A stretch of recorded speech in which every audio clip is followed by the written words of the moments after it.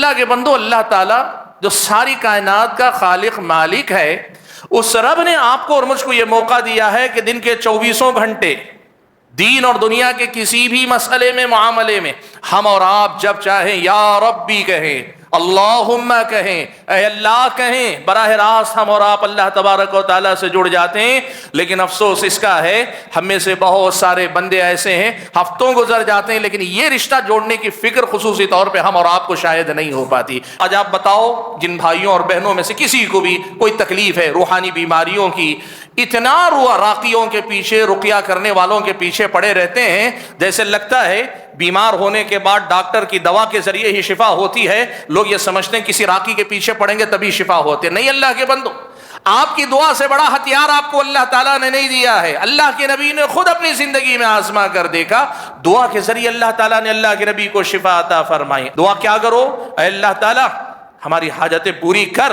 اگر یہ نہیں بھی ہوتی تو اللہ تعالیٰ بہت سارے آزمائشوں کو، مصیبتوں کو ٹال دیتا ہے، ہٹا دیتا ہے، اور اگر یہ بھی نہیں ہوتی تب بھی یہ ساری دعائیں اللہ تعالیٰ اٹھا کے ذخیرہ کر کے رکھتا ہے، اور روز قیامت اس ساری امت محمدیہ کو اللہ تعالیٰ نوازتا ہے آپ کی میری دعاؤں کی برکت سے۔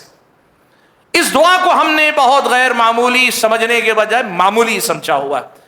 ہم نے دعا کی قبولیت کا مطلب یہ سمجھا ہوا ہے کہ ہم نے جو مانگا وہی ہو جائے، وہ نہیں ہوا تو گویا دعا ہماری قبول نہیں ہوئی۔ نبی فرماتے ہیں دعا ایسے بھی اللہ قبول کرتا ہے کہ جو مانگا وہ دے دیتا ہے، اور کئی بار ایسے بھی اللہ دعا قبول کرتا ہے جو مانگا وہ نہیں دیا، لیکن تمہاری دعاؤں کی برکت سے اللہ کتنے فتنوں کا سد باب کر دیتا ہے۔ دنیا جسے ناممکن کہتی ہے، دنیا جسے ناممکن سمجھتی ہے، دنیا جہاں پہنچ کر ہاتھ اٹھا لیتی ہے، دنیا جہاں پہنچ کر کہتی ہے کہ اب ختم، ڈاکٹر کہہ دیتا ہے کہ نو مور، ہمارے پاس کچھ اور آپشن نہیں رہ گیا، یا دنیا کا کوئی بھی آدمی کہتا ہے اب ہمارے سامنے کوئی راستہ نہیں ہے، وہ بند راستہ دعا کھلوا سکتی ہے، تقدیر کے فیصلے یہ دعا بدلوا سکتی ہے۔ رب العالمین نے اتنا اہم ذریعہ مجھ کو اور آپ کو دیا۔ آپ اپنے آپ سے پوچھ کر دیکھو کہ ہم اپنی دین، اپنی دنیا اور اپنی آخرت کے لیے اس دعا کا واقعی استعمال کر پا رہے ہیں؟ وَقُلْ جَاءَ الْحَقُّ وَزَهَقَ الْبَاطِلُ إِنَّ الْبَاطِلَ كَانَ زَهُوقًا۔ والصلاة والسلام على أشرف الأنبياء والمرسلين وعلى آله وأصحابه أجمعين ومن تبعهم بإحسان إلى يوم الدين۔ يا أيها الذين آمنوا اتقوا الله حق تقاته ولا تموتن إلا وأنتم مسلمون۔ يا أيها الناس اتقوا ربكم الذي خلقكم من نفس واحدة وخلق منها زوجها وبث منهما رجالا كثيرا ونساء واتقوا الله الذي تساءلون به والأرحام إن الله كان عليكم رقيبا۔ يا أيها الذين آمنوا اتقوا الله وقولوا قولا سديدا يصلح لكم أعمالكم ويغفر لكم ذنوبكم ومن يطع الله ورسوله فقد فاز فوزا عظيما۔ أما بعد فأعوذ بالله من الشيطان الرجيم، بسم الله الرحمن الرحيم۔ وقال ربكم ادعوني أستجب لكم إن الذين يستكبرون عن عبادتي سيدخلون جهنم داخرين۔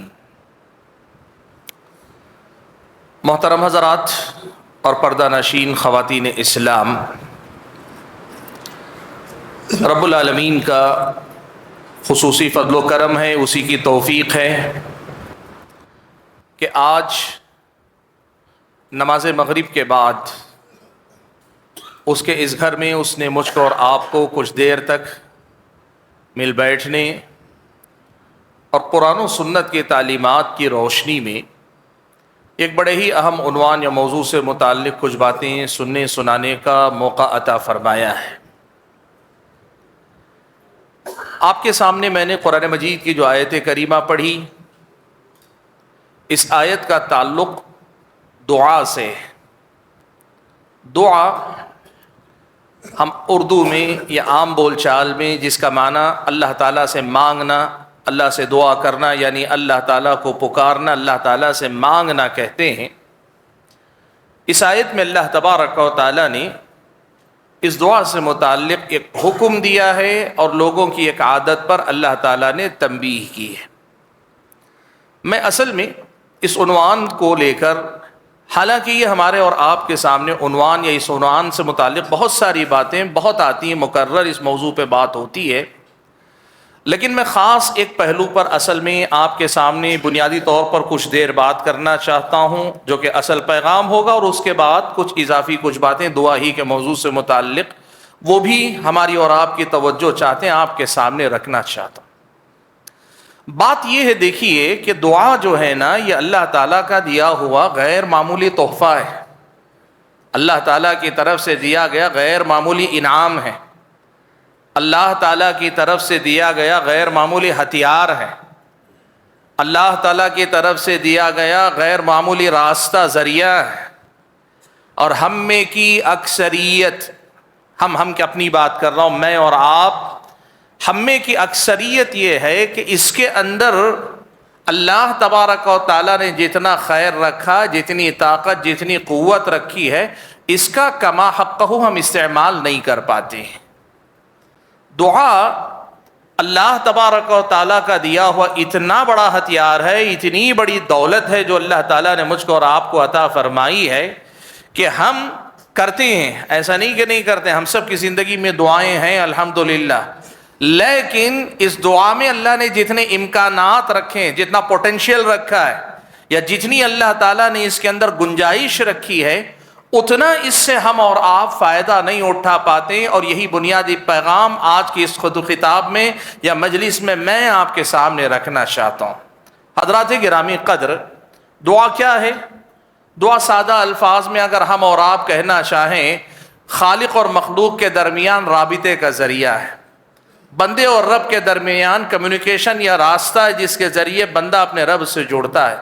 سبحان اللہ، یہ کتنا خوبصورت احساس ہے، آپ ذرا سوچ کر دیکھیں۔ ہدایت کا جہاں تک مسئلہ ہے، رہنمائی کا جہاں تک مسئلہ ہے، اللہ تعالیٰ نے یہ مسئلہ ڈائریکٹ نہیں رکھا، اللہ تعالیٰ نے اس کے لیے رسولوں کو رکھا۔ اللہ تعالیٰ نے ہدایت جس کا وعدہ حضرت آدم کو زمین پر بھیجتے ہوئے اللہ تعالیٰ نے کیا تھا، اس کے لیے سسٹم ہی اللہ تعالیٰ نے یہ بتایا کہ اللہ تعالیٰ ہر کسی سے براہ راست بات نہیں کرتا، اللہ تعالیٰ ہر انسان پہ وحی نہیں اتارتا، اللہ تعالیٰ ہر انسان کے پاس براہ راست پیغام نہیں بھیجتا۔ اس کے لیے اللہ تعالیٰ نے انبیاء کا ایک نظام رکھا، ایک سسٹم رکھا، آسمانی کتابیں، آسمانی ہدایات، اللہ تعالیٰ کا پیغام انبیاء اور رسولوں کے ذریعے پہنچتا ہے، جو پوری قوم کے لیے ایک ہدایت کا سامان ہے۔ لیکن جہاں تک بندے کو اللہ تبارک و تعالیٰ تک پہنچنے کا معاملہ ہے، اللہ تعالیٰ نے فاجر سے فاجر، فاسق سے فاسق، گنہگار سے گنہگار، دنیا کے گئے گزرے انسان سے گیا گزرا انسان، حتیٰ کہ قرآن آپ پڑھیں تو شیطان کو بھی اللہ تعالیٰ نے یہ موقع دیا ہے، تم اپنے آپ کو براہ راست اللہ تعالیٰ سے جوڑ سکتے ہو۔ سبحان اللہ۔ بھائیو، اگر ہم صرف اسی ایک نقطے پر سوچتے رہیں نا، ہمیں اندازہ ہو جائے گا کہ یہ کتنا بڑا موقع ہے جو اللہ تعالیٰ نے ہم اور آپ کے پاس دیا۔ یہ دنیا کے عہدے دار جتنے یہ بیٹھے ہیں نا، M L A, M P, C M, P M جو بھی ہوتے ہیں، یا ڈپارٹمنٹ میں، مختلف ڈپارٹمنٹ میں فلاں کوئی بھی کام نکالنا ہو تو آدمی پہلے ڈھونڈتا ہے کہ بھئی کوئی ایسا ملے گا جس کا انفلوئنس ہو، جس کے تعلقات ہوں، جس کے ذریعے میں اپنے مسئلے کو پہنچا سکوں۔ اور جہاں انفلوئنس مل جاتا ہے، کوئی ایک ہمارے پاس چینل مل جاتا ہے، کوئی ایک راستہ مل جاتا ہے، آدمی سمجھتا ہے کہ 50% میرا کام ہو گیا، اب تو پہنچ گیا، بس بات سنا کر منوا لینی۔ اللہ کے بندو، اللہ تعالیٰ جو ساری کائنات کا خالق مالک ہے، اس رب نے آپ کو اور مجھ کو یہ موقع دیا ہے کہ دن کے 24 گھنٹے دین اور دنیا کے کسی بھی مسئلے میں، معاملے میں، ہم اور آپ جب چاہیں یا ربی کہیں، اللہم کہیں، اے اللہ کہیں، براہ راست ہم اور آپ اللہ تبارک و تعالیٰ سے جڑ جاتے ہیں۔ لیکن افسوس اس کا ہے، ہم میں سے بہت سارے بندے ایسے ہیں، ہفتوں گزر جاتے ہیں لیکن یہ رشتہ جوڑنے کی فکر خصوصی طور پہ ہم اور آپ کو شاید نہیں ہو پاتی، الا ماشاءاللہ نمازوں کے اندر جو دعائیں آتی ہیں ان کی بات چھوڑ کر الگ سے اپنی کسی حاجت کے لیے اللہ تعالیٰ کو پکارنے کی توفیق نہیں نصیب ہوتی۔ بھائیو آج آپ کو اور ہم کو اسی مسئلے پہ غور کرنے دیجئے. چلیے ہم دیکھتے ہیں اس دعا میں اللہ تبارک و تعالیٰ نے کیا کمال رکھا ہے، کیسا زبردست اللہ تعالیٰ نے اسے ہتھیار بنایا ہے، کیسی زبردست اللہ تعالیٰ کی دی ہوئی دولت اور نعمت ہے. اس کو ہم اور آپ سمجھتے ہیں. قرآن و سنت سے یہ بات ہمیں بتائی گئی ہے. انبیاء علیہم السلام کی جو صفات تھی نا، انبیاء کی جو صفات تھیں جن کی وجہ سے اللہ تعالیٰ نے ان کی شخصیتوں کو، سیرتوں کو نمونہ بنایا، ان میں سے ایک صفت یہ بھی تھی کہ یہ انبیاء کثرت سے اللہ سے دعا کرنے والے تھے. یہ انبیاء کثرت سے اللہ تعالیٰ سے دعا کرنے والے تھے، یعنی ہمیشہ اللہ تبارک و تعالیٰ سے دعا کیا کرتے تھے. اللہ نے کہا انہم کانوا یسارعون فی الخیرات ویدعوننا رغبا ورہبا وکانوا لنا خاشعین.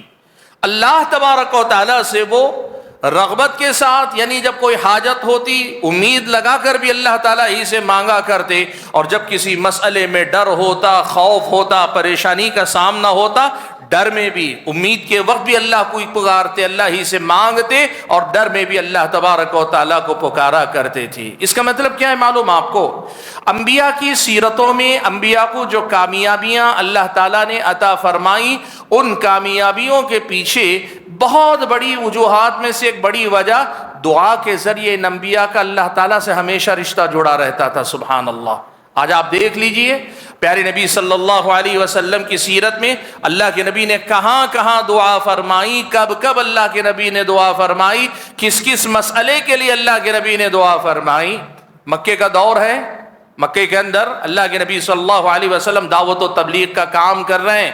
مشکل سے چند ذمہ دار، اثردار، خاندانی لوگ ایمان لائیں، زیادہ تر سماج کا کمزور طبقہ ایمان لایا ہے.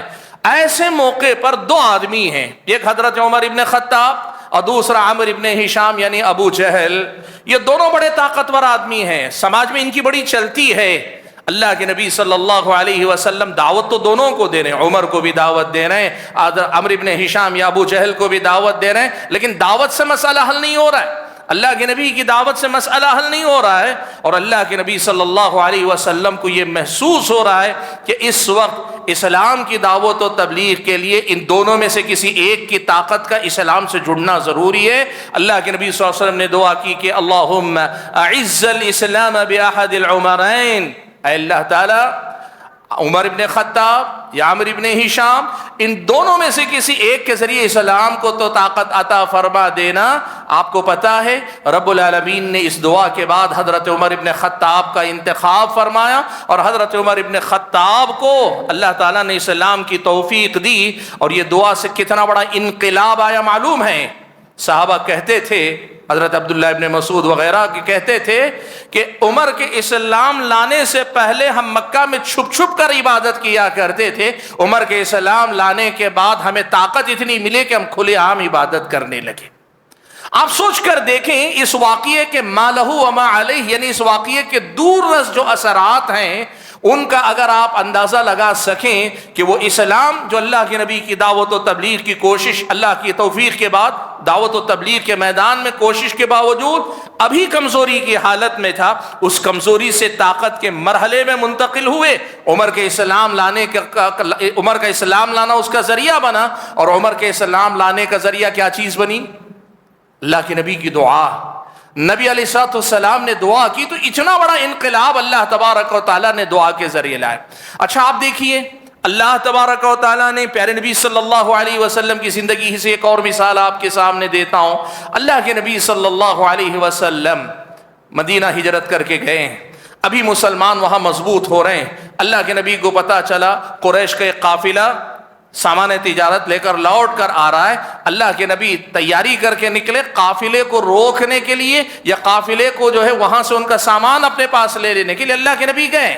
اب مسئلہ کیا ہے، قافلے کے ساتھ چند محافظ چند ہوتے ہیں. اللہ کے نبی نے قافلے کے لیے تیاری کی، لیکن جب اللہ کے نبی پہنچے قافلے والوں کو بھی پتا چل گیا، وہ بچ بچا کر مکہ چلے گئے. مکہ سے ایک لشکر اللہ کے نبی کے مقابلے کے لیے آ گیا.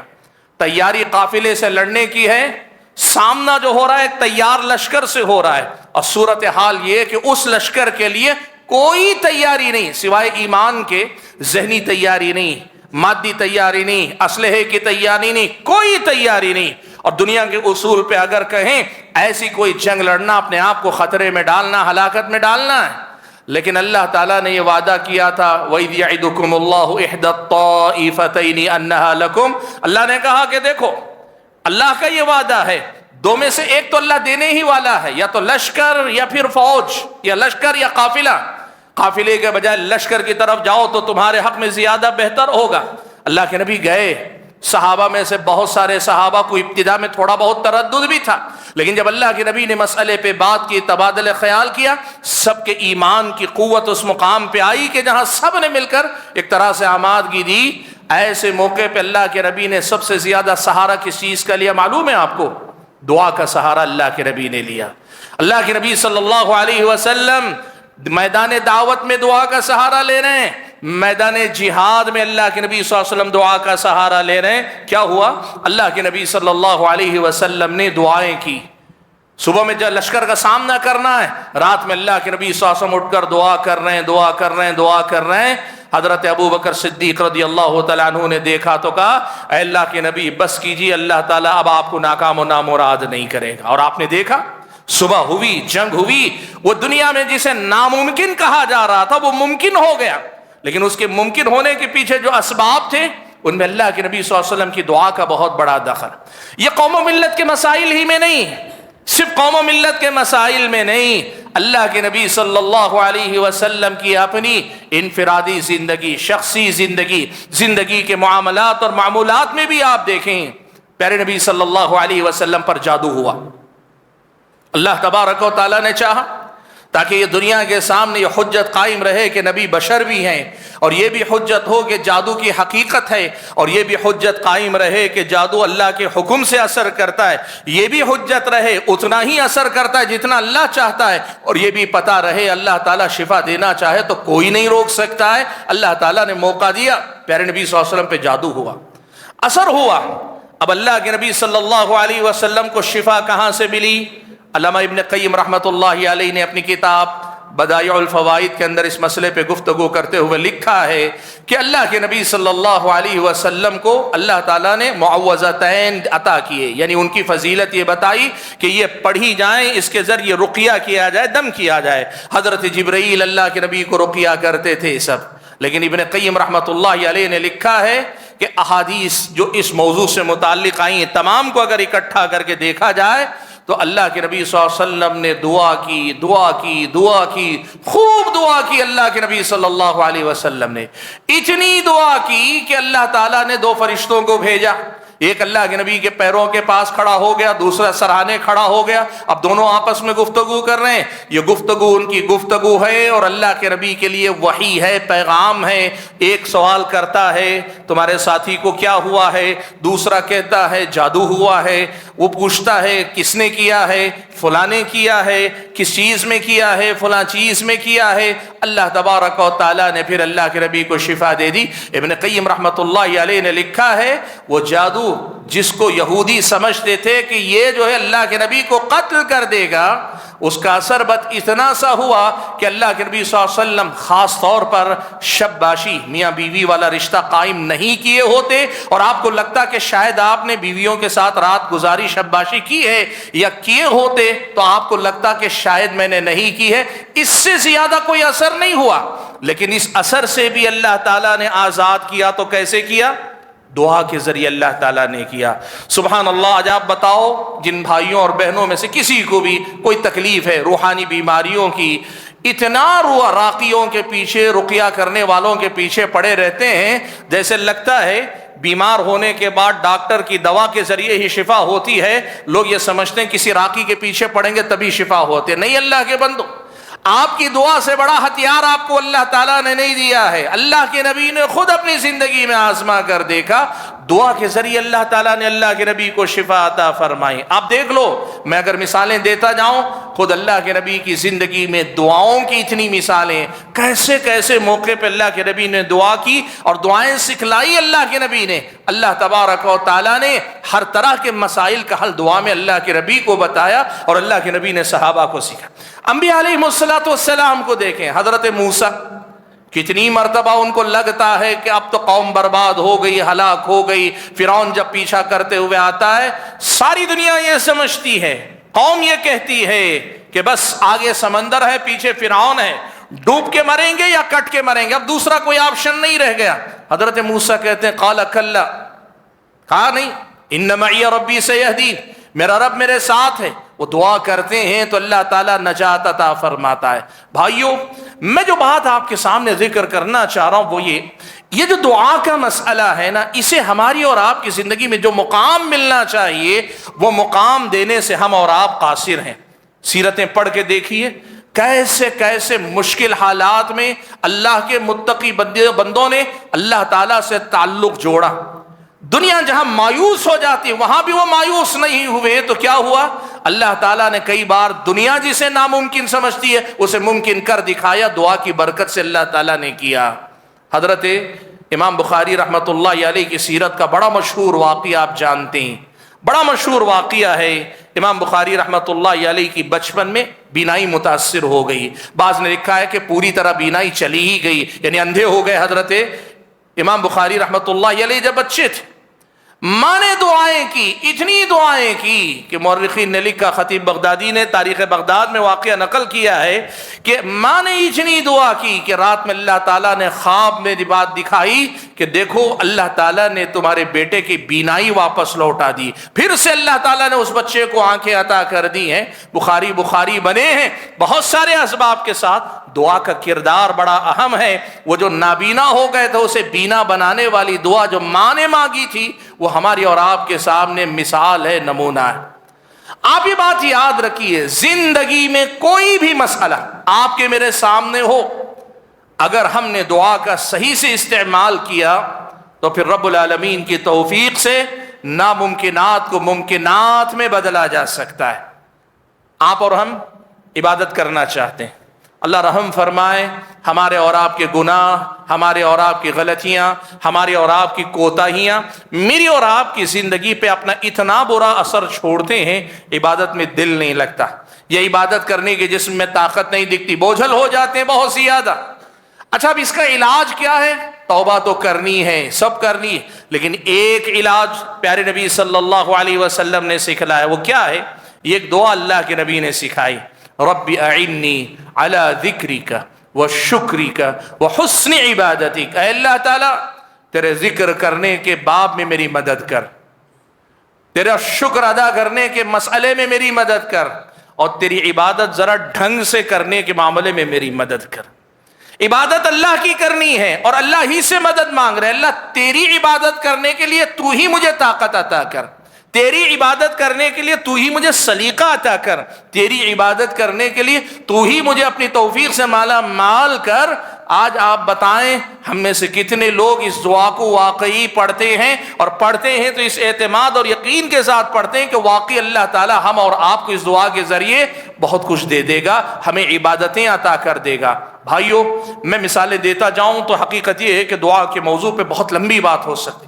بنیادی مسئلہ جو میں آپ کے سامنے ذکر کرنا چاہتا ہوں وہ یہ کہ آپ یہ بات یاد رکھیے گا، یہ اللہ تعالیٰ کا دیا ہوا غیر معمولی ہتھیار. اب ہر آدمی پر، اور اس کے لیے کوئی پڑھے لکھے ہونا ضروری نہیں، کوئی بہت بڑے علم والے ہونا ضروری نہیں. آپ بھولے بھالے انسان ہیں، سیدھے سادے انسان ہیں. بہتر ہے کہ آپ وہ دعائیں یاد کریں جو مسنون دعائیں جو قرآن میں آئیں، جو احادیث میں آئیں، جو اللہ کے نبی نے سکھلائیں. لیکن اگر وہ بھی نہیں ہیں، آپ کے پاس کچھ نہیں، ہو سکتا ہے آپ اپنے بچوں کو اپنی بات سمجھا نہ پائیں، ہو سکتا ہے آپ اپنی بیوی یا کوئی بیوی اپنے شوہر کو اپنی بات سمجھا نہ پائے، آپ پھر بھی اللہ تعالیٰ سے مانگے. آپ کا رب، آپ کا خالق، آپ کا مالک، آپ کا معبود آپ کی بات سنتا بھی ہے، سمجھتا بھی ہے، اور آپ کے مسائل کو حل بھی کر سکتا ہے. اس دعا کو ہم نے ویسے نہیں استعمال کیا جیسے اسے استعمال کرنا چاہیے. اس دعا کو ہم اور آپ نے اپنی زندگی میں وہ جگہ نہیں دی جو جگہ دینی چاہیے. دیکھو، میں ایک آخری بات اس حوالے سے بڑی اہم کر کے بات کو آگے بڑھا لے جاتا ہوں.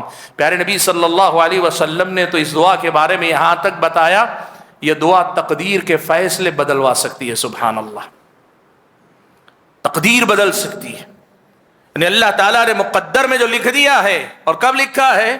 آسمان و زمین کے پیدا ہونے سے 50,000 سال پہلے اللہ کے نبی نے فرمایا کتب اللہ مقادیر الخلائق قبل ان يخلق السماوات والارض ب50,000 سنہ، آسمان و زمین کے پیدا کیے جانے سے 50,000 سال پہلے، ہم اور آپ نہیں، آسمان و زمین کو پیدا کرنے سے 50,000 سال پہلے اللہ نے میری اور آپ کی زندگی کے معاملات لکھ دیے ہیں۔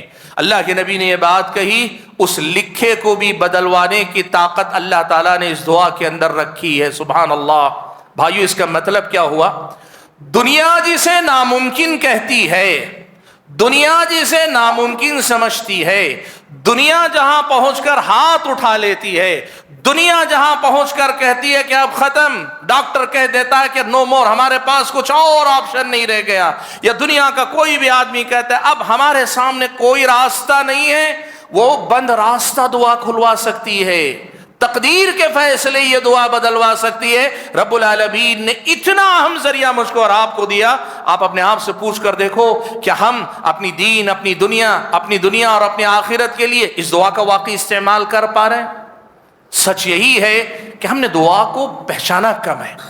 جیسے اس کی زندگی میں ہمارا اثر ہو سکتا ہے، اس سے فائدہ اٹھانے کا جو ایک امکان ہو سکتا ہے، ہم نے اس کا کتنے فیصد استعمال کیا ہم خود اندازہ لگا سکتے ہیں۔ حضرات گرامی قدر، اس سلسلے میں جو کچھ باتیں اور آپ کے سامنے رکھنا چاہتا ہوں، پہلی بنیادی بات یہی یاد رکھیے گا کہ یہ دعا جو ہے نا، یہ اللہ تعالیٰ کا دیا ہوا غیر معمولی تحفہ ہے۔ اب اس دعا کے سلسلے میں کچھ باتیں جن کا خیال مجھ کو اور آپ کو رکھنا چاہیے، ان کا آپ کو ہم تذکرہ کر لیتے ہیں۔ بڑی بات جو اس سلسلے میں سامنے آتی ہے وہ یہ کہ ہم میں سے بہت سارے لوگ دعائیں کرتے ہوئے ایک بہت بڑی کمزوری کا شکار ہیں۔ وہ کیا ہے؟ ہم دعا کرتے ہیں لیکن دعا کی قبولیت کا ہم کو خود یقین نہیں، یعنی ہمیں یقین نہیں کہ میری دعا اللہ قبول کرے گا۔ کیوں یقین نہیں ہے؟ ہم اپنے گناہ کو دیکھتے ہیں، ہم اپنی کمزوریوں کو دیکھتے ہیں، ہم یہ دیکھتے ہیں کہ پتہ نہیں ہوگا بھی کہ نہیں ہوگا، کوئی آثار نظر نہیں آ رہے، کوئی امکانات نظر نہیں آ رہے۔ کبھی ہم اپنے آپ کو دیکھتے ہیں، کبھی دنیا کے اسباب کو دیکھتے ہیں۔ ہم شاید یہ بھول جاتے ہیں کہ دعا کا مسئلہ میرے اور آپ کے گناہوں سے کم، میرے اور آپ کی دنیا کے اسباب سے زیادہ رب العالمین کی طاقت، قوت، اس کی قدرت سے جڑا ہوا معاملہ ہے۔ یہ بات شاید ہم اور آپ بھول جاتے ہیں، اسی لیے دعائیں کرتے ہیں لیکن دعاؤں میں یقین نہیں ہے۔ اسی لیے اللہ کے نبی نے ایک بڑی اہم بات کہی، کہا ادعوا اللہ وانتم موقنون بالاجابہ، دعا کرو تو اس یقین کے ساتھ دعا کرو کہ اللہ قبول کرے گا، اللہ قبول کرے گا، آپ کو یقین ہونا چاہیے۔ ہاں، حدیث میں دوسری جگہ وضاحت آئی کہ بس یہ خیال رکھو کہ دعا کرو تو گناہ کی دعا مت کرو، گناہ کرو تو رشتے توڑنے والے، تعلقات ختم کرنے والی دعا مت کرو، اس لیے کہ حقیقت میں یہ دعا نہیں، یہ بد دعا ہے، اس کا خیال رکھو۔ لیکن اگر اچھی چیز، دنیا کا بھلا، آخرت کا بھلا، آپ کے دین کا بھلا، آپ کی اپنی دنیا کی ضرورتوں کا معاملہ، اگر آپ دعا کریں پورے یقین کے ساتھ دعا کرو کہ اللہ تعالیٰ آپ کی دعا قبول کرے گا، پورا یقین رکھو اللہ قبول کرے گا۔ اللہ کے نبی صلی اللہ علیہ وسلم نے ایک مرتبہ صحابہ کے سامنے کہا، تم میں سے کوئی بھی آدمی جب دعا کرتا ہے تو اللہ تعالیٰ اس کی دعا ضرور قبول کرتا ہے 3 میں سے ایک راستے سے۔ یہ بڑی اہم بات ہے، اس کو بھی سمجھیے گا۔ 3 میں سے ایک ذریعہ اللہ قبول کرتا ہے۔ کیسے؟ کہا تم جو مانگ رہے ہو اللہ تعالیٰ وہی دے دیتا ہے، جو مانگا آپ نے وہ دے دیا اللہ نے آپ کو۔ دوسرا طریقہ یہ کہ آپ جو مانگ رہے ہیں وہ آپ کو نہیں ملتا، ہم کیا سمجھتے ہیں؟ ہماری دعا قبول نہیں ہوئی، ہم نے جو مانگا وہ ملا تو قبول ہوئی، جو نہیں ملا، جو مانگا وہ نہیں ملا تو ہم کیا سمجھتے ہیں؟ ہماری دعا قبول نہیں ہوئی۔ اللہ کے نبی نے کہا نہیں، تمہاری دعا کو اللہ تعالیٰ یا تو یوں قبول کرتا ہے کہ جو تم نے مانگا وہ تمہیں دے دیتا ہے، یا اللہ تعالیٰ یوں قبول کرتا ہے کہ تمہارے مانگنے کی وجہ سے تمہاری زندگی میں آگے کوئی مصیبت، کوئی پریشانی آنے والی تھی تو اللہ تعالیٰ جو مانگا وہ تو نہیں دیا، لیکن اس کی برکت سے جو مصیبت آنے والی تھی اللہ اسے خود بخود دور کر دیتا ہے۔ آپ کو اور ہم کو پتہ نہیں وہ دعائیں جن کو ہم نے سمجھا کہ ضائع ہو گئیں، قبول نہیں ہوئی، کتنی دعائیں اللہ تعالیٰ نے کتنی مصیبتوں کو ہم پر سے ٹال دیا ہے۔ اور تیسری بات اللہ کے نبی نے کہی، اگر یہ بھی نہیں تو پھر اللہ تعالیٰ تمہاری دعائیں ساری کی ساری اٹھا کر رکھتا ہے، محفوظ رکھتا ہے۔ روز قیامت جب تمہیں دنیا سے زیادہ ضرورت ہوگی اس موقع پہ اللہ تعالیٰ ان دعاؤں کے بدلے تمہیں نوازتا ہے۔ اب یہ بات ایسا اشورنس تھا، ایسی گارنٹی تھی، ایسا وعدہ تھا اللہ کے نبی کی طرف سے کہ اللہ 3 میں سے کسی نہ کسی انداز میں قبول کرتا ہی ہے، آپ یقین سے بس دعا کرو۔ صحابہ نے کہا اللہ کے نبی اگر یہی ہے کہ 3 میں سے ایک تو ملنا ہی ہے، ہم بڑی خوب خوب دعائیں کریں گے، بہت دعائیں ہم اللہ کے نبی کریں گے۔ اللہ کے نبی نے کہا کرو، جتنی کثرت سے تم دعا کرو گے اللہ اس سے کہیں زیادہ دینے کی قدرت رکھتا ہے۔ سبحان اللہ، تم اور ہم اپنی ضرورتیں مانگتے تھک جائیں گے، رب العالمین آپ کی ہماری دعائیں قبول کرتے ہوئے تھکے گا بھی نہیں، اس کے خزانے میں کمی آئے گی بھی نہیں۔ سبحان اللہ۔ میں ایک بات بتاؤں، یہ جو مسئلہ ہے کتنا اہم ہے، دیکھیے مجھے یاد آتا ہے ایک ہندوستان کے اندر جس وقت موب لنچنگ کے واقعات روزانہ آلموسٹ خبریں آ رہی تھی، ہفتے میں 2-3 واقعات آتے تھے، مسلمانوں کو بڑا ذہنی دباؤ تھا، آپ سبھی جانتے ہیں، عام نوجوان بھی جانتے ہیں کتنی تکلیف کا ماحول تھا۔ اٹھے صبح میں واٹس ایپ پہ، فیس بک پہ، یہاں وہاں ویڈیو آ رہے ہیں کہ آج وہاں لنچنگ ہو گئی، آج وہاں لنچنگ ہو گئی، اتنی تکلیف کا زمانہ تھا۔ ایسے زمانے میں ایسے ایک موقع پر ایک صاحب سے ملاقات کے لیے گیا، بڑے نامور آدمی ہیں اور بڑی خدمات ان کی ہیں، ان سے ملاقات کے لیے گیا تو بڑی تکلیف کے ساتھ انہوں نے اللہ کے نبی صلی اللہ علیہ وسلم کی ایک حدیث کا حوالہ دیا۔ کہنے لگے کہ مولانا مجھے ایک مسئلہ آپ سمجھا دیجیے۔ کہتے ہیں کہ اللہ کے نبی فرماتے ہیں کہ اللہ کے بندوں میں کچھ بندے ایسے ہوتے ہیں کہ اگر وہ قسم کھا لیں تو اللہ ان کی قسم کی لاج رکھنے کے لیے جس بات کی وہ قسم کھاتے ہیں اللہ تبارک و تعالیٰ ان کی بات کو پورا کر دیتا ہے۔ قصہ بڑا مشہور ہے، حضرت انس ابن النضر رضی اللہ تعالیٰ عنہ، ان کی بہن تھی حضرت ربیع۔ حضرت ربیع کا ایک اور خاتون سے کچھ معاملہ ہو گیا، ان کا ہاتھ لگا یا ان کی یوں کہیے کہ انہوں نے مارا تو ان کے دانت ٹوٹ گئے۔ اب وہ جس کے دانت ٹوٹے تھے اس کے گھر والے اللہ کے نبی کے پاس لے کر آئے، کہنے لگے اللہ کے نبی ہمارے گھر کی خاتون کے دانت توڑے گئے۔ اللہ کے نبی کے پاس جو شریعت کا مسئلہ، اس وقت اللہ کے نبی نے کہا شریعت میں یہ قاعدہ ہے دانت توڑو تو بدلے میں دانت توڑے جائیں گے۔ اللہ کے نبی نے کہا کہ اب دانت کے بدلے میں دانت توڑے جائیں گے۔ حضرت ربیع کے رشتے کے بھائی حضرت انس ابن النضر اللہ کے نبی کے سامنے اڑ گئے، کہنے لگے اللہ کے نبی صلی اللہ علیہ وسلم لا تکسر ثنیۃ الربیع، اللہ کے نبی ربیع کے دانت نہیں توڑے جا سکتے۔ اللہ کے نبی صلی اللہ علیہ وسلم ان کو نصیحت کر رہے ہیں، یاد دہانی کروا رہے ہیں، کہہ رہے ہیں کہ کتاب اللہ القصاص، کہ اے انس یہ جو میں فیصلہ سنا رہا ہوں ایسا نہیں ہے کہ میں اپنی طرف سے چاہے تو بدل دوں، یہ اللہ تعالیٰ کی طرف سے کتاب اللہ میں طے کردہ فیصلہ ہے، قصاص میں ان کے دانت تو توڑے ہی جائیں گے۔ حضرت انس کو اس پہ انکار نہیں، رب العالمین کا حکم بھی ہے، نبی کی بات بھی، اس سے انکار نہیں، لیکن وہ اصرار کر رہے ہیں کہ شاید اللہ کے نبی کہیں کوئی رخصت دے دیں، دلا دیں۔ اللہ کے نبی یہ کہہ ہی رہے ہیں کہ اللہ تعالیٰ وحی بھیجتا ہے اور ان کے دلوں کو بدل دیتا اللہ تعالیٰ۔ کن کے؟ جو خواتین جن کے جو مطالبہ کر رہی تھی وہ لوگ کہتے ٹھیک ہے اللہ کے نبی ہمیں قصاص نہیں چاہیے، ہم دیت لے کر معاف کرنے کے لیے تیار ہیں۔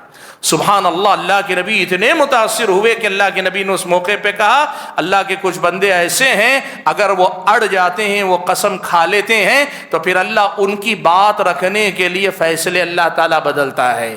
اس حدیث کا حوالہ دیتے ہوئے انہوں نے ایک سوال کیا، اور میرا خیال ہے یہ آپ میں سے بہت سارے احباب نے کا بھی خیال ہوگا، اور سوشل میڈیا پہ اس کو مذاق کے طور پر بھی میں نے دیکھا اس دور میں۔ وہ کیا ہے؟ انہوں نے سوال کیا کہ مولانا یہ روز روز کی جتنی ذہنی تکلیف ہے، میں یہ سوچتا ہوں کہ پورے ہمارے ہندوستان کے اندر کیا ایک اللہ کا نیک بندہ نہیں ہے کہ جس کی قسم پہ اللہ یہ حالات روک دے؟ سوال سمجھ میں آ رہا ہے ان کا؟ یعنی پورے اس ملک کے اندر جہاں لاکھوں کروڑوں مسلمان ہیں، ان کروڑوں مسلمانوں میں کیا ایک مسلمان نہیں ہے جو اللہ کے سامنے اصرار کرے اللہ تعالیٰ حالات کو بدل دے تو اللہ تعالیٰ حالات کو بدل دے؟ کیا یہ ایک ایسا مسلمان نہیں ہے؟ اور پھر وہ آگے کہتے ہیں اللہ تعالیٰ تو کہتا ہے اللہ کے بندوں میں بہت سارے مستجاب الدعوات ہوتے ہیں، یعنی ایسے اللہ کے نیک بندے ہوتے ہیں کہ ان کی دعائیں اللہ قبول کرتا ہے۔ کیا پوری امت مسلمہ ہند کے اندر ایک مسلمان نہیں ہے جو دعائیں قبول کر لے؟ یہ ان کا سوال تھا۔ اچھا، اسی سے ملتے جلتے ایک اور مثال بھی آپ کو دے دیتا ہوں، سب کا جواب اللہ نے اس معاملے میں ذکر کیا ہے۔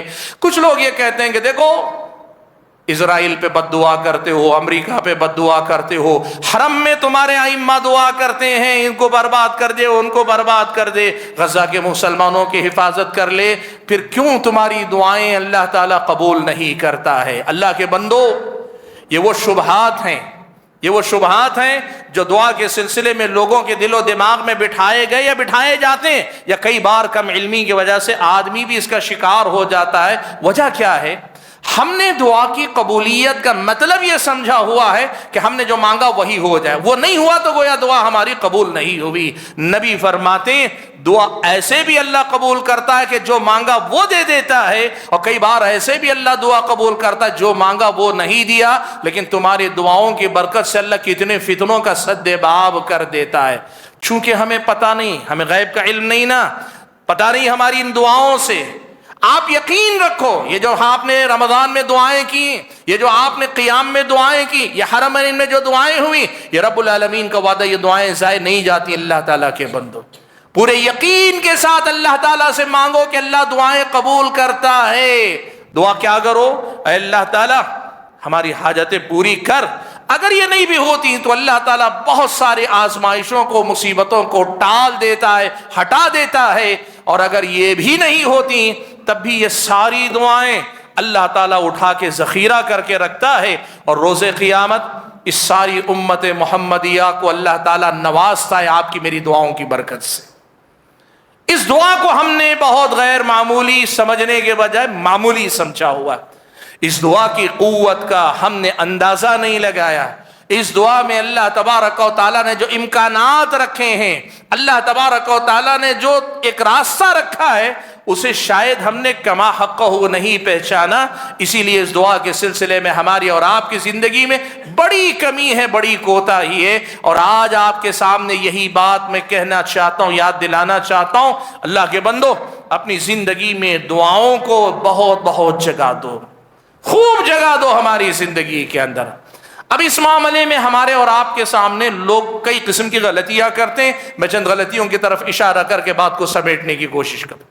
دیکھیں، بہت سارے لوگ وہ ہیں جو دعا کرتے ہی نہیں، دعا مانگتے ہی نہیں۔ اچھا، یہ بات میں بتا دوں آگے بڑھنے سے پہلے، دعا مانگنے کا مطلب صرف یہ نہیں ہے کہ آپ نماز میں سلام پھیرنے کے بعد بیٹھ کر ہاتھ اٹھا کر اللہ تعالیٰ سے مانگے، یہی دعا نہیں، بلکہ یہ ضروری بھی نہیں۔ اصل جو دعائیں ہیں وہ کیا ہے یہ سمجھ لیجیے، وہ ہے آپ کی نماز خود دعا ہے۔ نماز میں پڑھی جانے والے مختلف کلمات آپ کی دعائیں ہیں۔ ان کے علاوہ کھانے سے پہلے، کھانے کے بعد، سونے سے پہلے، سو کر اٹھنے کے بعد، حاجت کے لیے جانے سے پہلے، حاجت سے نکلنے کے بعد، کوئی بھی کام شروع کرنے سے پہلے، اس کے بعد، گھر میں داخل ہوتے ہوئے، گھر سے نکلتے ہوئے، مسجد میں داخل ہوتے ہوئے، مسجد سے نکلتے ہوئے، جن کو آپ اذکار کے نام پہ یاد کرتے، یہ جو دعائیں ہیں نا، یہ دعائیں سب سے بڑی دعا آپ کی، یہ نماز آپ کی سب سے بڑی دعا ہے، اور یہ اللہ کے نبی کی سکھائی ہوئی دعائیں بہت بڑی دعا۔ اسی لیے آپ دیکھیے، جن کی زندگیوں میں یہ دعائیں ہوتی ہیں ان کی زندگی میں بڑی برکتیں اللہ تعالیٰ رکھتا ہے، بڑی برکتیں رکھتا ہے۔ اور جن کی زندگیوں میں نمازوں سے رشتہ کمزور ہے، یا نماز میں حاضری ہے لیکن دعائیں جو پڑھی جا رہی ہیں ان سے رشتہ کمزور ہے، آپ دیکھیے ان کی زندگی میں پریشانیاں بہت زیادہ۔ سب سے پہلے یاد رکھیے، جو لوگ یہ دعائیں مانگ رہے ہیں، یہ دعاؤں کا اہتمام کر رہے ہیں، چاہے نماز کی شکل میں یا مختلف مناسبت سے پڑھی جانے والی دعاؤں کی شکل میں، الحمدللہ وہ دعا کر رہے ہیں، لیکن اس سے ہٹ کر بھی اللہ کے نبی صلی اللہ علیہ وسلم کی سنت تھی، اللہ کے نبی کی سنت ہے کہ جب کبھی آپ کو کوئی مسئلہ درپیش ہو، کوئی حاجت ہو، کوئی مسئلہ ہو، کوئی پریشانی ہو، چلتے بیٹھتے، اٹھتے بیٹھتے، چلتے پھرتے، آپ اللہ تعالیٰ سے دعا مانگیں۔ یعنی ایک ایسا رشتہ 24 گھنٹوں کا بنا رہنا چاہیے ہمارا اور آپ کا کہ رب العالمین سے ہم جو ہے جڑے رہیں۔ سبحان اللہ، اہل علم نے یہاں ایک مسئلہ بیان کیا، میں بتاتا ہوں کیسے آپ 24 گھنٹے اللہ سے جڑے رہ سکتے ہیں دعا کے ذریعے۔ اہل علم نے لکھا دعا دو قسم کی ہوتی ہے، ایک دعا ہے جسے دعائے مسئلہ کہتے ہیں عربی میں، یعنی دعائے سوال، یعنی آدمی اللہ تعالیٰ کو پکارتا ہے، اپنی ضرورت کے لیے پکارتا ہے۔ کوئی بھی ضرورت، دین کی، دنیا کی، صحت کی، بیماری کے شفا کی، یا پھر یہ کہ مصیبت سے نجات کی، مصیبت سے حفاظت کی، مصیبتوں کے آنے سے پہلے بچنے کی، مبتلا ہو جانے کے بعد باہر نکلنے کی، پہلے عافیت کی بعد میں شفا اور حفاظت کی، یہ سب کچھ ہو سکتی ہیں۔ لیکن آپ یہ بات یاد رکھیں کہ آپ کی جو دعائیں، یہ جو دعائیں آپ کریں گے نا، ان دعاؤں کے اندر سب سے پہلے آپ یہ سمجھ لیں کہ ہماری اور آپ کی زندگی میں ہمیں اللہ تعالیٰ کے سامنے ہاتھ اٹھانے یا ہمیں اللہ تعالیٰ سے جڑ کر دعا مانگتے رہنا چاہیے کسی بھی وقت۔ تو پہلا ہے دعائے سؤال، یعنی ہماری ضرورت کے لیے ہم اللہ کو پکاریں، اور دوسرا دعا کی دوسری قسم اہل علم نے لکھی، وہ ہے دعائے عبادت کہتے ہیں۔ دعائے عبادت کا مطلب کیا ہے؟ میرے پاس کوئی حاجت نہیں ہوگی، بر وقت مجھے کوئی ضرورت نہیں ہوگی، میں پھر بھی اللہ تعالیٰ سے جڑا رہوں گا۔ کیسے؟ میں اللہ کے نام لے کر کہوں یا رحمان یا رحیم یا رزاق یا ذی الجلال والاکرام یا حی یا قیوم، اللہ کے پاکیزہ نام لے کر اللہ کی حمد و ثنا بیان کرتا رہوں، اللہ کا شکر ادا کروں، ذکر کروں۔ یہ جو عبادت، یہ دعا ہے نا، یہ دعا بھی ہماری اور آپ کی جڑی رہنی چاہیے۔ اور آپ کو معلوم ہے، صحابی آئے اللہ کے نبی کے پاس، کہنے لگے اللہ کے نبی، میری زندگی میں اسلامی شریعت کے جو احکام دیکھتا ہوں تو فہرست بڑی لمبی ہے، اتنے مسائل ہیں کہ فرائض سے آگے بڑھ کر سب کی پابندی کرنا بہت مشکل ہو رہا ہے۔ ایک کام ایسا بتائیے کہ وہ ایک کام مضبوطی سے پکڑ لوں تو میرے لیے جو ہے بہت بڑا خیر بن جائے، یا یوں کہیے کہ بہت سارے احکام کے برابر ہو جائے۔ اللہ کے نبی نے کہا لا یزال لسانک رطبا من ذکر اللہ، خیال رکھو کہ تمہاری زبان ہمیشہ اللہ تعالیٰ کے ذکر سے تر رہنی چاہیے۔ کیا مطلب ہے؟ آپ کی زبان پر اللہ کا نام ہمیشہ رہنا چاہیے، اٹھتے بیٹھتے چلتے پھرتے ہر وقت سبحان اللہ۔ یہ کس حد تک ہونا چاہیے معلوم ہے؟ میں ایک بات بتاؤں، ہمارے اپنے ملک کے اندر اور عرب دنیا کے اندر آج دنیا والے یہاں بیٹھ کر بس سیاست کی بنیاد پر عربوں کو بہت برا بھلا کہتے بھی ہیں، لیکن آپ اگر عرب دنیا میں جائیں گے، آپ میں سے بہت سارے حضرات نے دیکھا ہوگا، وہاں ایک ماحول آپ دیکھیں گے، چلتے پھرتے اٹھتے بیٹھتے لوگ ایک دوسرے کو دعائیں دیتے ہیں، یعنی کچھ بات کہنے ہو ہداک اللہ، کوئی کام غلطی کر دیتا ہے تو ہم گالی دیتے ہیں نا، کوئی غلطی کر دیا تو ہم کیا کرتے ہیں؟ گالی دے کر پھر کام کرنے کے لیے بولتے ہیں۔ اکثر وہاں آپ دیکھیں گے لوگ کہتے ہیں ہداک اللہ، اللہ تجھے ہدایت دے، یہ کام ایسے کر۔ سبحان اللہ، کتنا پیارا ماحول ہوگا، آپ اندازہ لگائیں، اٹھتے بیٹھتے چلتے پھرتے جو کام ہو، کوئی بھی غلطی کام، کوئی کام اچھا کام کرتا ہے تو دعا دے کر آدمی کہتا ہے اکرمک اللہ، اللہ تعالیٰ تمہیں عزت عطا کرے۔ کوئی مسئلہ ہو تو لوگ دعا دے کر کہتے ہیں جزاک اللہ، اللہ تمہیں نیک بدلہ دے۔ اٹھتے بیٹھتے چلتے پھرتے دعائیہ کلمات، یہ زندگی ہماری ہونی چاہیے۔ ہم جو گالیاں دیتے ہیں نا، یہ جو گالیاں دیتے ہیں، یہ غصے کے لیے کلمات استعمال کرتے ہیں، اس سے اندر کا غبار نکلتا ہے اور کئی بار سامنے والے پر غلط اثر پڑتا ہے، اس کے دل میں آپ کے لیے نفرت اور ناراضگی پیدا ہو جاتی ہے۔ وہی آپ دعائیہ کلمات کے ذریعے اپنے غصے کو باہر نکالیے۔ آپ غلط کرنے والے کو اللہ تجھے ہدایت دے بولے، کیا ہوگا؟ غصہ تو نکلا ہی، دعا نکلی ساتھ میں آپ کے زبانی، اور اللہ آپ کی دعا سے اسے ہدایت دے دے تو آپ کا کام اور اچھے انداز میں کرے گا۔ بھائیوں، یہ ایک مسئلہ آج آپ یہاں سے اگر طے کر کے اٹھیں تو یقین مانیے آج کی ہماری اس مجلس کا مقصد حاصل ہو جائے گا۔ وہ کیا ہے؟ وہ ہے اللہ تبارک و تعالیٰ کا ہمارا رشتہ دعا کے ذریعے ہر پل جڑا رہنا چاہیے۔ اگر ہمیں اپنی کوئی حاجت کوئی ضرورت یاد نہیں آتی تو اللہ کی تعریف بیان کرنے کے لیے اللہ کو پکارو، حمد و ثنا کے ذریعے اللہ تعالیٰ کو پکارو، اللہ تعالیٰ سے دعا کرتے رہو۔ میں یہ بتا رہا تھا کہ ان دعاؤں سے ہٹ کر ایک غلطی تو یہ ہے کہ بہت سارے لوگ دعا نہیں کرتے، مانگتے ہی نہیں اللہ تعالیٰ سے۔ اچھا، اس میں بڑے متکبر بھی ہیں، تکبر ہے لوگوں کے اندر۔ ہم نے سنا ہے، اپنے بچپن سے ہم نے کئی مرتبہ سنا، بہت سارے لوگ یہ کہتے ہیں دعا کیوں نہیں کرتے؟ بڑی شان سے آدمی کہتا اسے معلوم ہے میری کیا ضرورتیں، یعنی اللہ تعالیٰ کو معلوم ہے میری زندگی میں کیا پریشانیاں ہیں، میرے رب کو معلوم ہے۔ کس نے کہا کہ نہیں معلوم ہے؟ اچھا، آپ کیا یہ سمجھ رہے دعا مانگنے کا مطلب جو معلوم نہیں وہ بتانا ہے؟ دعا کا مطلب کیا ہے؟ جسے معلوم نہیں اسے بتانا ہے۔ یعنی آپ کے ساتھی، آپ کے پڑوسیوں میں کسی کو معلوم نہیں تو آپ جا کے بتاتے ہیں بھائی بیمار ہو گیا دعا کر دو، یہ تھوڑی ہے۔ دعا کا مطلب ہے اللہ کے بندے اپنے آپ کو فقیر، حاجت مند، محتاج، ضرورت مند، اللہ کے سامنے عاجز، بے بس بناؤ، اپنے آپ کو اللہ تعالیٰ کے سامنے لا کے پھینک دو، اور اس کے بعد اللہ تعالیٰ سے کہو اللہ جو کچھ ہے بس تو ہی ہے، پہلے بھی تو ہی ہے، اب بھی تو بھی ہے، بعد بھی تو ہی ہے، اپنے آپ کو اللہ تعالیٰ کے سامنے لا کے ڈال دو۔ یہ ہے دعا اللہ کے بندو۔ کتنے تکبر کی بات ہے، آدمی کہتا ہے شیطان کے وسوسے ہیں یہ سب، شیطانی دھوکے ہیں یہ سب۔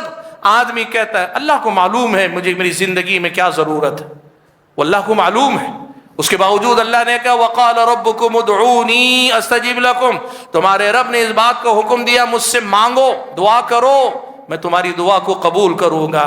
ان الذین یستکبرون عن عبادتی، جو لوگ مجھ سے مانگنے سے کتراتے ہیں، سیدخلون جہنم داخرین، جہنم میں بھی داخل ہوں گے اور ذلیل ہو کے داخل ہوں گے۔ یہ تکبر آپ کو دعا سے، اللہ کی طرف سے رحمت اور اس کے کرم سے بھی محروم رکھے گا، جہنم میں لے جانے کا سبب بھی بنے گا۔ اس لیے یہ اکڑ چھوڑ دو، یہ اکڑ جو ہے اسے چھوڑ دو، عاجزی پیدا کرو، تواضع پیدا کرو، اپنے آپ کو اللہ کے در کا بھکاری مانو، جھکاؤ اللہ کے در پہ آگے اپنے آپ کو، اور جب کبھی مسئلہ ہو اللہ تعالیٰ کے سامنے ہاتھ پھیلاؤ۔ اچھا، یہ غلطی ایک اور ہے کچھ لوگوں کے پاس، وہ کیا ہے؟ لوگ ایک بات یہ سمجھتے ہیں دعا جو ہے یہ آدمی کا آخری سہارا ہے۔ آخری سہارے کا مطلب کیا ہے؟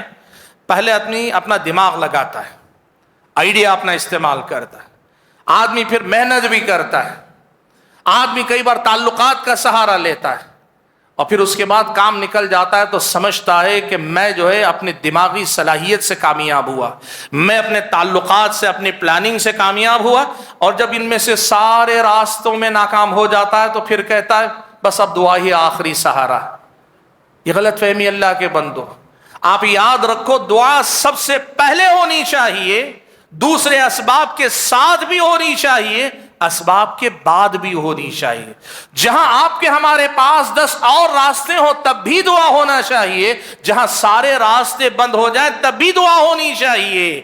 یہ جو ہم میں سے بہت سارے لوگ سمجھ کر بیٹھے ہیں نا کہ بھئی دعا بس آخری ذریعہ ہے، جہاں کچھ کام نہ آئے وہاں بس دعا ہی سہارا رہ جاتا ہے۔ ڈاکٹروں کے پاس جاتے ہیں، ڈاکٹر پہلے کوشش کرتا ہے اور پوری کرنے کے بعد آخر میں کہتا ہے بس اب دعاؤں کا سہارا ہے، تو لوگ سمجھتے ہیں ڈاکٹر کے بعد دعا کا درجہ آتا ہے، نعوذ باللہ۔ نہیں، اس ڈاکٹر کے کامیاب ہونے کے لیے آپ کی دعا کی ضرورت ہے، آپ کی دوا کے مفید ہونے کے لیے آپ کی دعا کی ضرورت ہے۔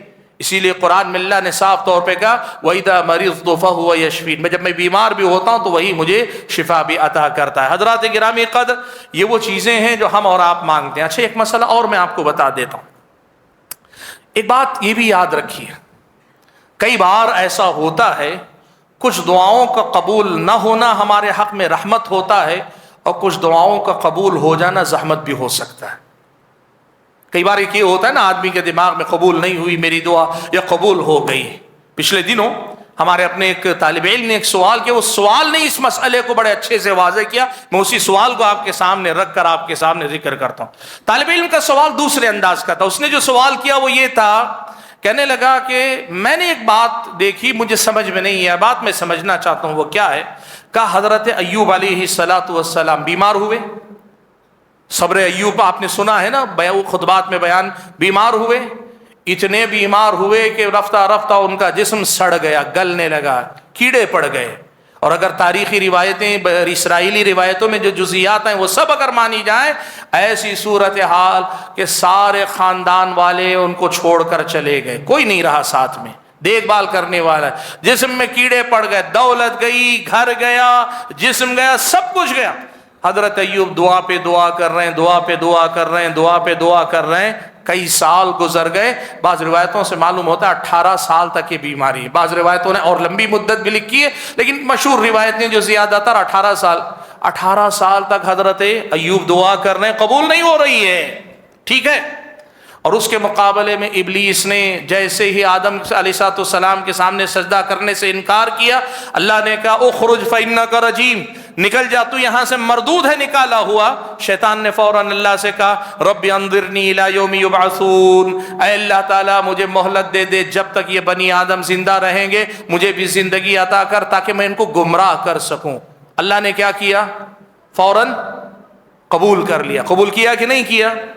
اب وہ طالب علم سوال یہ کر رہا ہے کہ نبی ہیں حضرت ایوب علیہ السلام، سالہ سال تک دعا کر رہے ہیں، اللہ دعا قبول نہیں کر رہا ہے، اور یہ شیطان مردود ابلیس ہے اور اس کی دعا اللہ نے فوراً قبول کر لی، اسے ہم کیسے سمجھیں گے؟